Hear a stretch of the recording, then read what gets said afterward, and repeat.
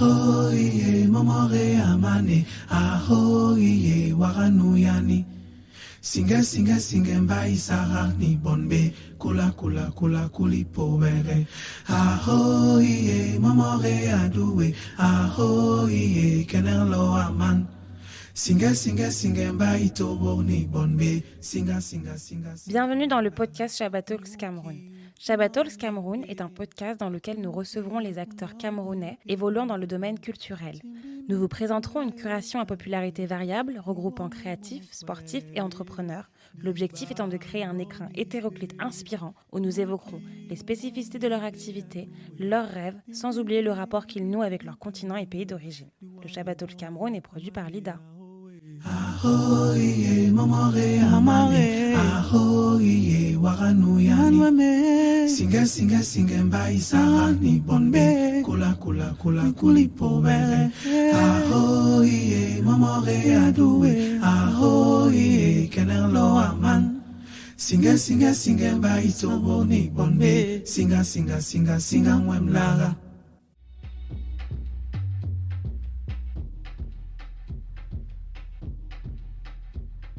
Bienvenue dans Shabbat Talk. Aujourd'hui, je reçois Frenchy, a.k.a. Bilal, ou Bilal, a.k.a. Frenchy, beatmaker pour plusieurs grands artistes français, disque d'or, disque platine. Bienvenue. Merci mon gars, bienvenue.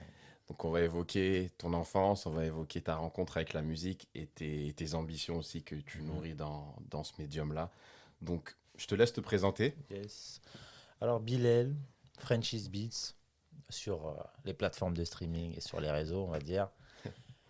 Né à Paris, dans le 9e, fait toute ma vie à Argenteuil, dans le 95, Camerounais algérien, important, métis, grandi dans la musique, dans le foot, fan de foot et de musique, et un peu, on va dire aussi de la culture américaine en général. Voilà. Ça sent. Tu parles de musique, mais à quel moment intervient ta passion du coup pour la musique? C'est par tes parents, c'est par toi-même? Alors, par mes parents, mon père plus précisément, parce qu'il aimait beaucoup Tupac. Ouais, Tupac, avant, même quand j'avais déjà 10 ans, j'écoutais tous ses albums et tout. Et même la musique R&B de l'époque, hein, les Bone Thugs, R. Kelly, tout ça. Donc j'ai grandi et baigné dans ça. Et puis après, par moi-même, j'étais fan de Booba en vrai. Hein. Je me la découpais à Booba dans les petits MP3 USB à l'époque quand j'allais au collège.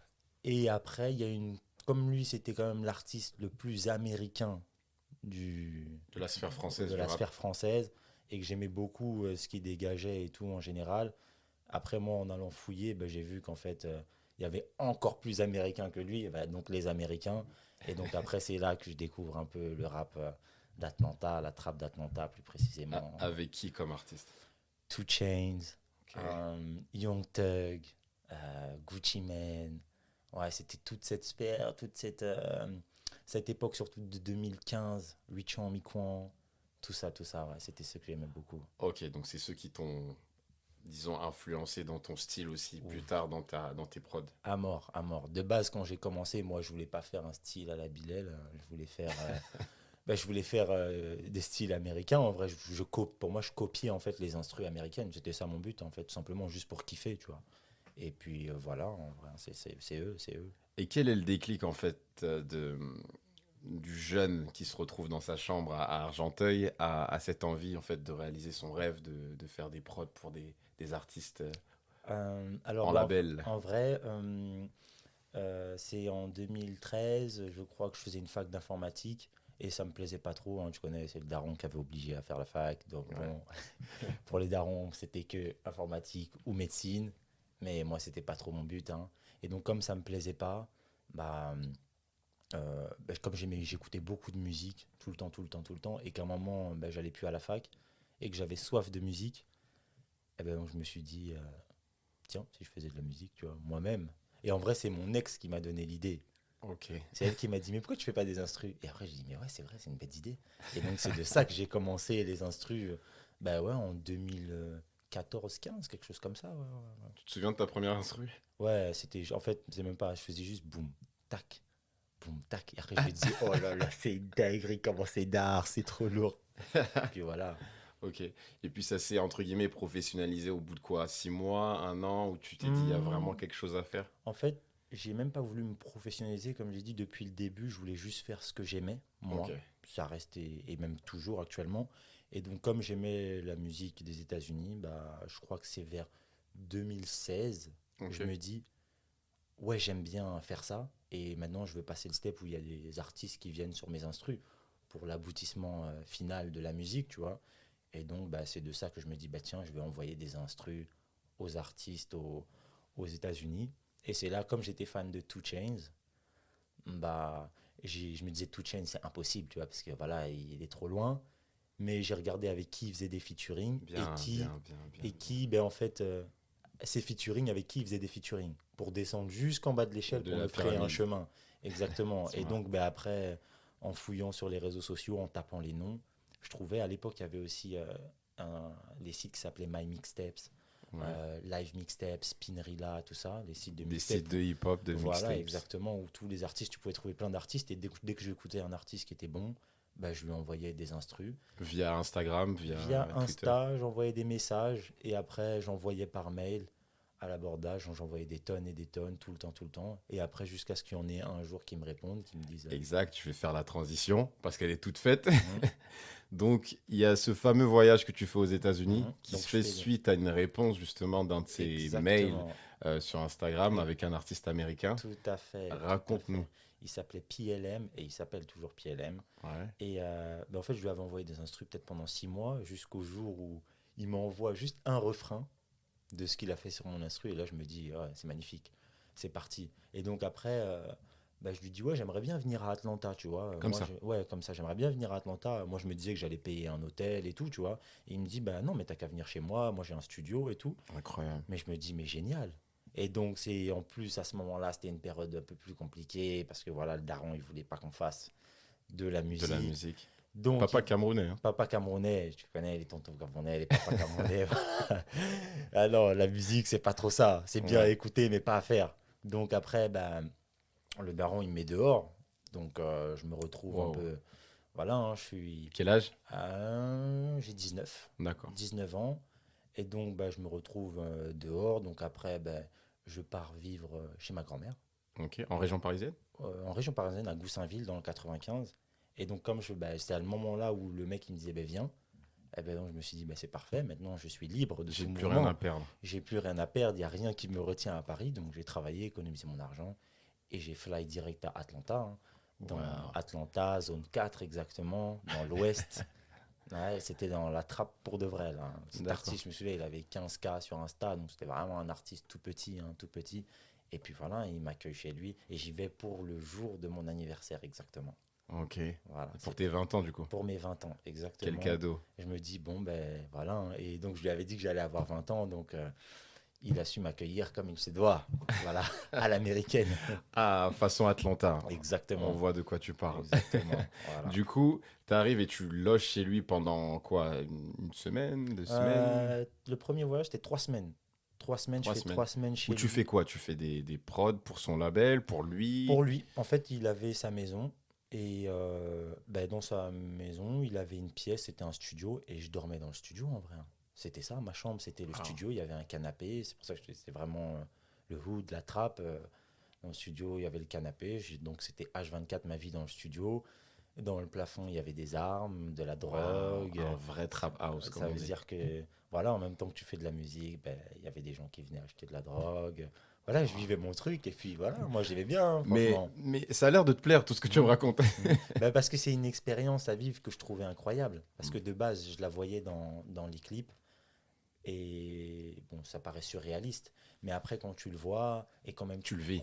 tu le vis, et tu comprends pourquoi il le fait, parce que outre le fait que voilà, il vendait de la drogue, sache que bon, si je parle plus personnellement de sa vie à cet artiste, sa mère, elle était malade. Et bon, tu sais que les frais aux États-Unis pour les soins, Healthcare, ouais. c'est pas la même chose, tu vois. Et donc, il fallait payer 7 000 € de médicaments par mois.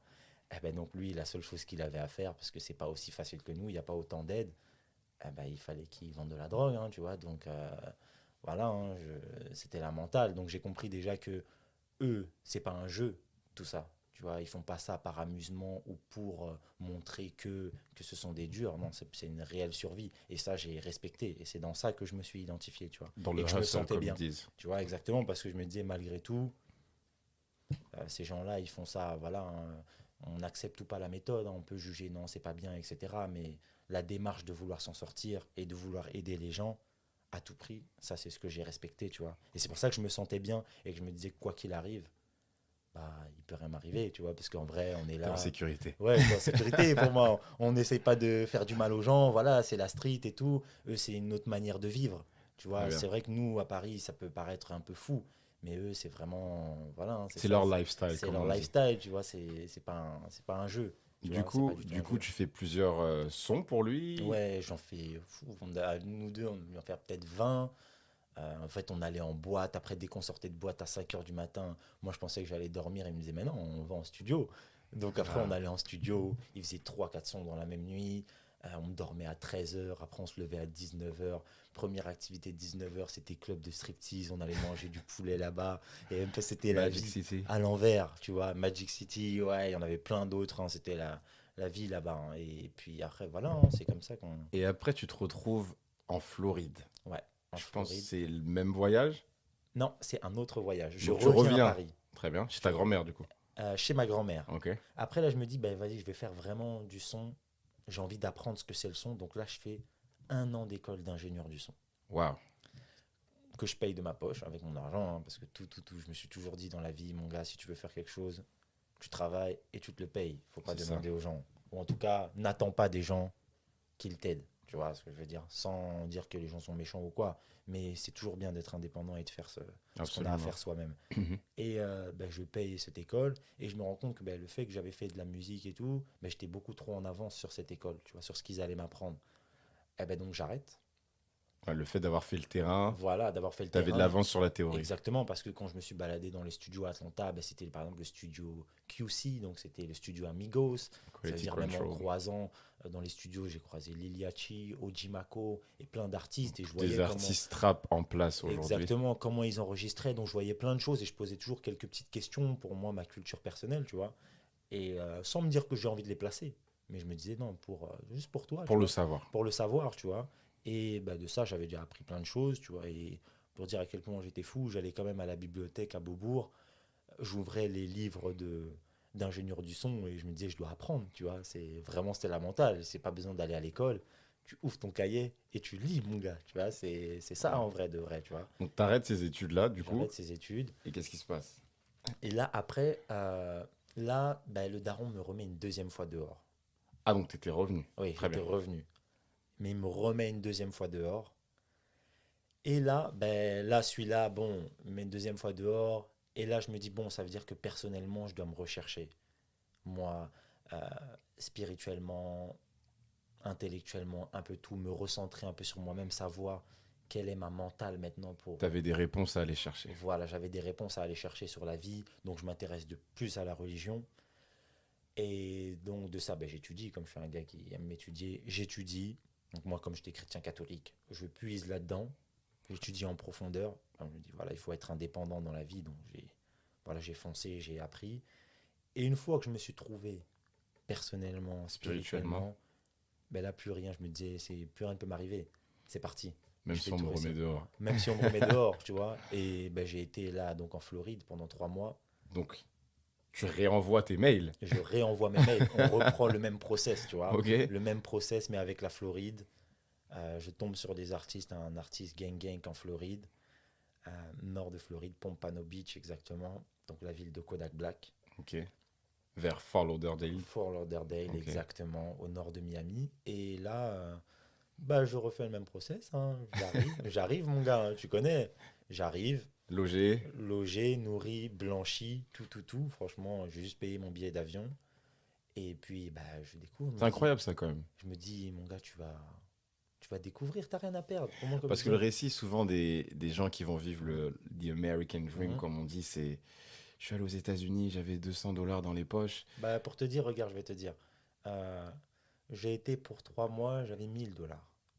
1000 euros. Mais t'étais nourri Mais j'étais et nourri. t'étais logé.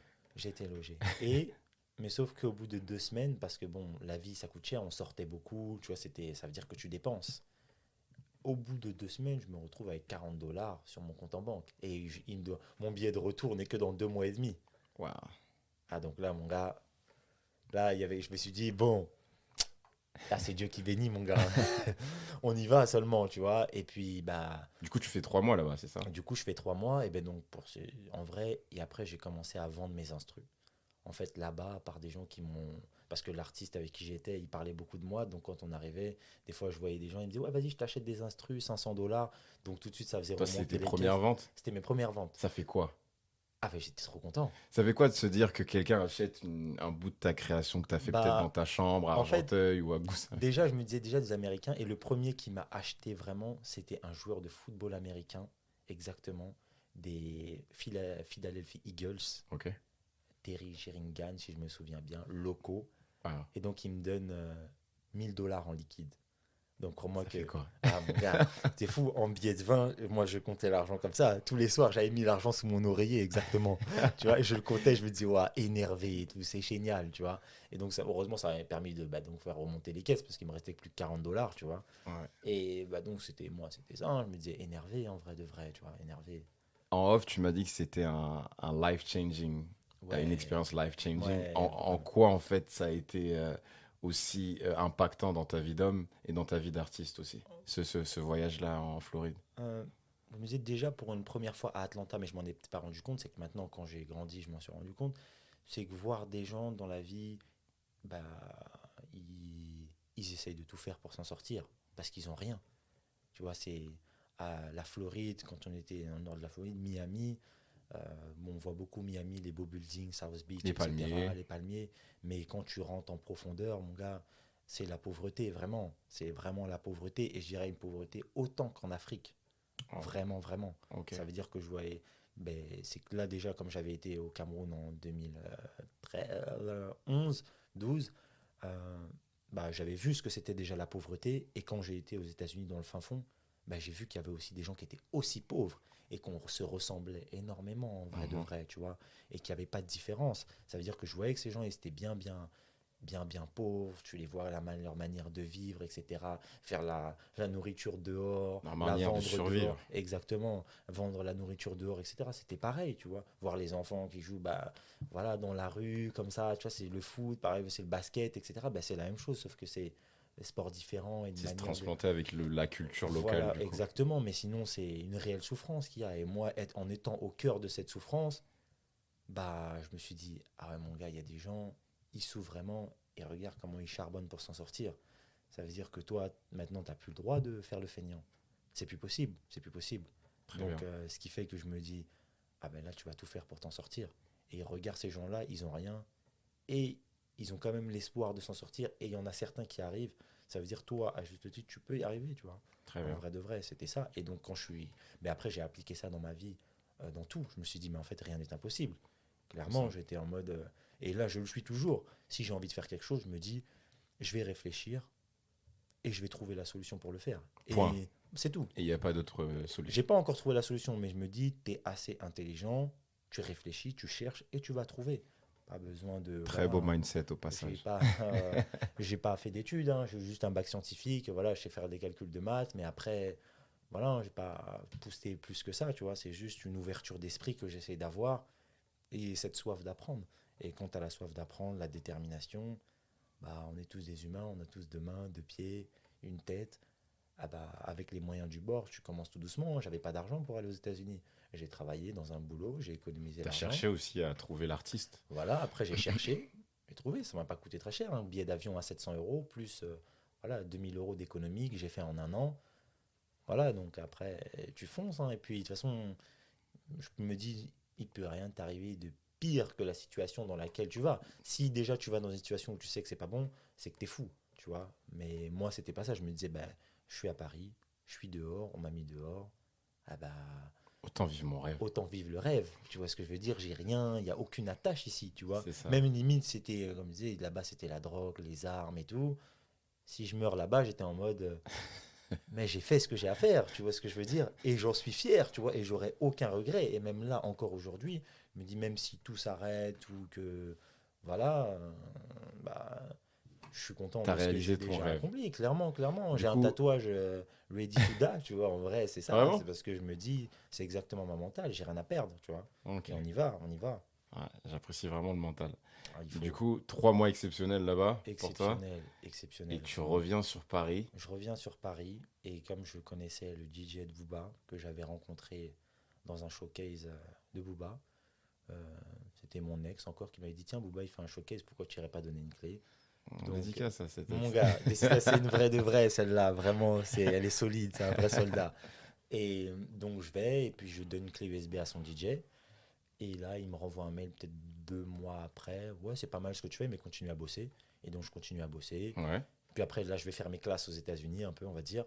Et quand je reviens des États-Unis, donc de ces voyages en Floride, 2019, tu le relances. je le relance avec mon pote Le Temps du Piano, qui lui est un vrai musicien qui est trop, trop, trop chaud. Salut à lui. Ouais. Et de ça, bah, on envoie cet instru au DJ à Booba et il dit, bah, elle est bien. Booba aussi, il a bien aimé.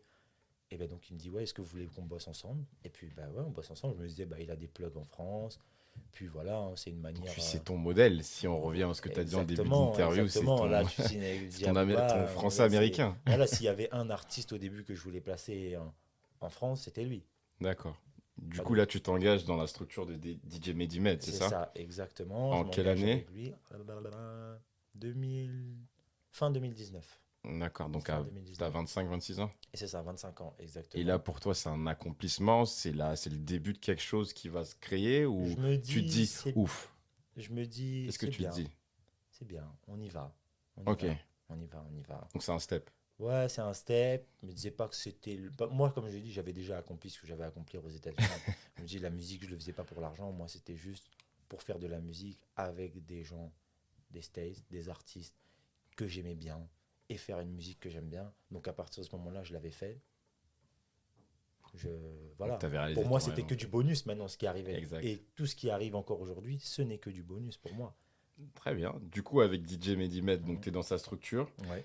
et du coup, tu as été placé sur plusieurs Exactement. artistes. Donc, il nous a placés sur plein d'artistes Kaza, Leto, Kobalade, Qu'est-ce qui Jaja s'est passé avec Edina. Kaza d'ailleurs?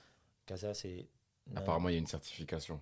Oui, disque d'or avec Kaza sur sa réédition. C'était le single de la réédition par balle. C'était un des sons qu'on avait bien kiffé. On avait fait ça avec mon pote, exactement. Ouais. On l'avait fait en 30 minutes pour la petite anecdote, juste avant la session studio. Euh, c'est mon pote Incroyable. qui avait joué les mélodies et tout. Donc on avait, je crois, rendez-vous à 20h là-bas. Et à 19h, j'arrive, c'est mon pote, il est en train de jouer ça. Parfait, il continue. Après, j'ajoute quelques petits trucs. Et après, on va à la session et c'est ce son-là qui prend. 30 Parfait. minutes disque 30 d'or. minutes, c'est rentable. Hein. Bravo.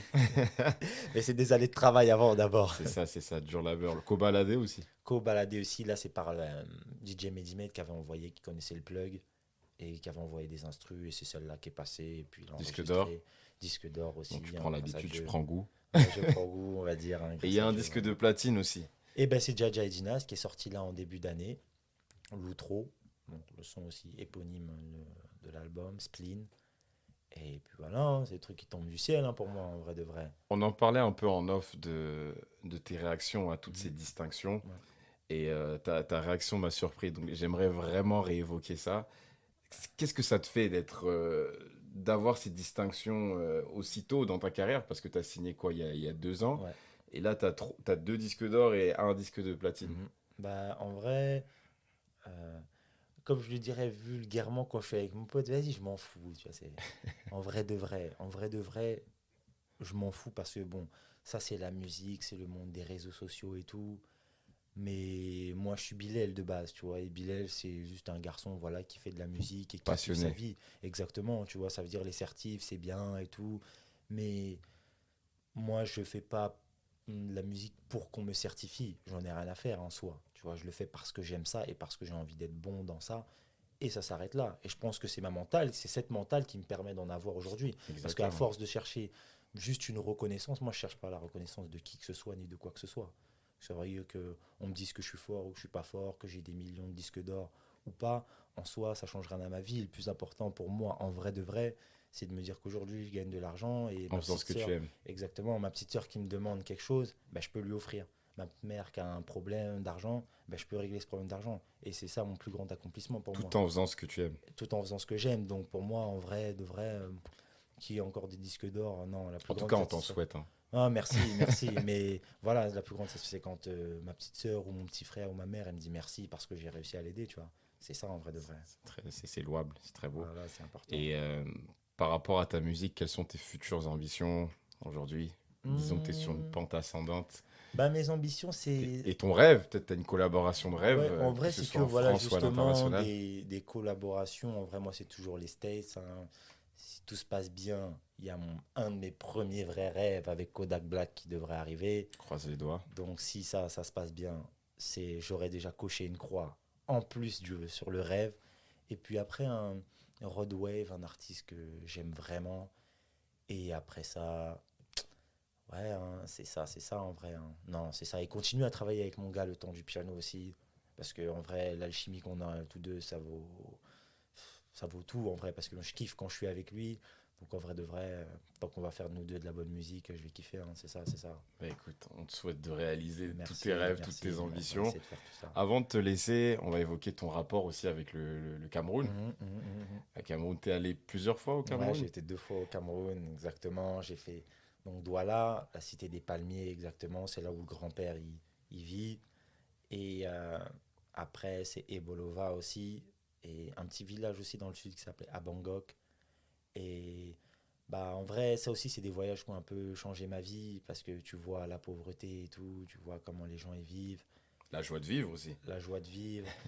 Et bon, tu te dis, bon, mon gars, il y a des gens, ils souffrent un peu, t'as capté. Donc, bon, malgré que nous, on est là quand même, on se plaint et tout. Des fois, ça aide quand même quand tu y repenses. Tu te dis, bon, mon gars, non, tu peux pas quand même trop te plaindre, tu vois. Non. Tu peux pas trop te plaindre. Bien sûr, on est des gens ambitieux, donc forcément, on n'est pas content de notre situation.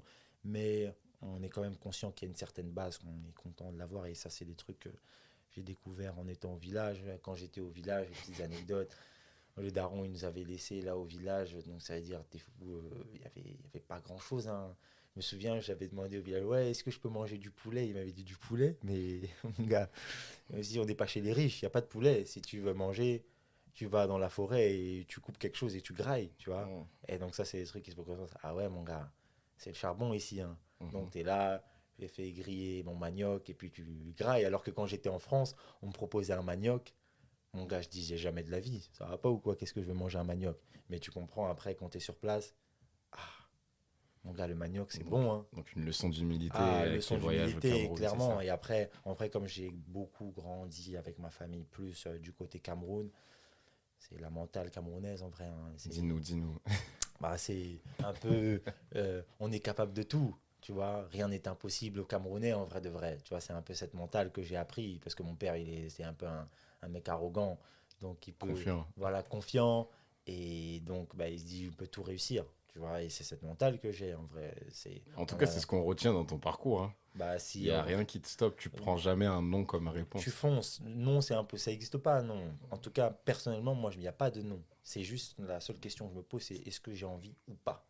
À partir du moment où je me dis j'ai envie, je vais y arriver, je vais réfléchir. Parce que je peux. Parce que je peux, tout simplement. Et tu sais que je me pose même pas la question, est-ce que tu peux ou est-ce que tu peux pas? C'est est-ce que j'ai envie de cela? À partir du moment où j'ai envie et j'aime, Je vais trouver un moyen trouver de. un moyen. Parce que quand tu aimes quelque chose, tu as toujours plein d'idées. Et tu comptes pas. Et tu comptes pas. Et tu fonces. Ni les efforts, ni l'argent. Exactement, et ni le temps, tu vois, que ça prend. Parce que tu l'aimes vraiment, tu le fais, tu kiffes. Et généralement, quand tu aimes quelque chose, même quand tu as des petits coups de mou et que tu kiffes, la passion, elle te redonne toujours l'envie de Et redémarrer. elle reprendra toujours le dessus. Exactement, et donc tu continues. Donc en vrai, moi, je fonctionne que par passion. Que par passion, ça veut dire que plein de fois, je me disais, j'ai envie d'arrêter la musique. Vas-y, ça me saoule. C'est claqué, c'est nul et tout, ça me saoule. Mais après, bah, tu fais. Et après, tu rekiffes, tu te dis, putain, c'est tard. Et après, tu continues en vrai de vrai, tu vois. Et Ouais. puis après, tu te dis, bon, j'aimerais faire un américain et tout. Et ben, je te dis, bah, comment on fait pour y arriver jusqu'aux États-Unis?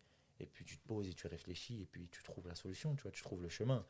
Il y a tous les chemins, il faut juste trouver le chemin, c'est tout. Et avoir l'envie, comme Et tu avoir dis. l'envie, c'est tout. Et la patience de, voilà, faut En pas tout- être un feignant. C'est Voilà. ça, faut pas Il être faut un feignant. non, il faut pas faire semblant. Surtout, on Ni fait pas semblant. semblant chez nous. Non, jamais, jamais, jamais. En tout cas, Frenchies Beats, merci pour Merci cet à toi. entretien. Merci à toi. pour cet état d'esprit aussi que tu défends. Je pense qu'il va inspirer pas mal de personnes qui se sentent soutenues ou pas. Le déclic vient de soi-même.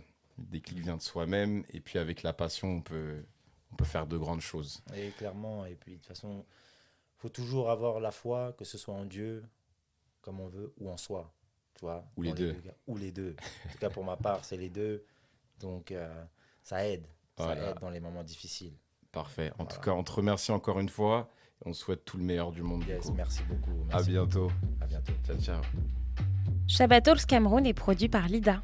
Abonnez-vous au podcast Shabbat Talks Cameroun sur votre plateforme d'écoute favorite pour ne manquer aucun épisode. À bientôt.